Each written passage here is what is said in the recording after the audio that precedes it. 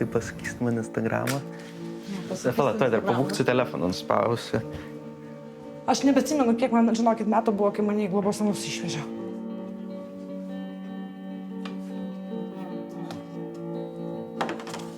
Čia Rita savo namuose, prie veidrodžio. Istorija sunki.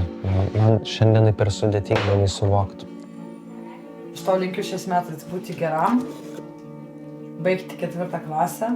Nu tai, Dordai, ką čia įsidirbinėjai? Ką aš to blogo darau, kad tu čia šitaip įsidirbinėjai? Debilė už tai, kad nedaviau pinigų? Пи-пивосик! Tai aš tavęs gražiai paklausiu, dėl to, kad nedaviau pinigų?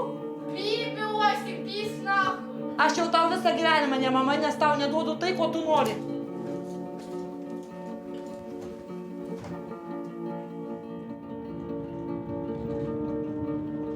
Mačiau vis važiuodamas Ukrainą kaip iš tokio bernioko paprastas, taigi tu patampas pats pajėgų karys.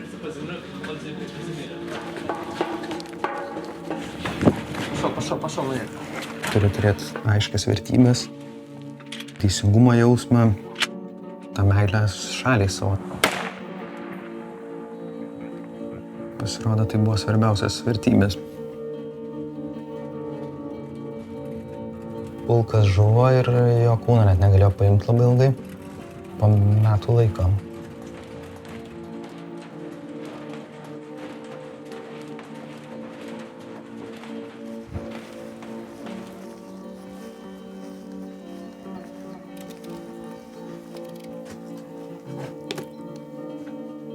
Na gerai būtų da vynuogių, ale parduotuvėje turbūt nebūna.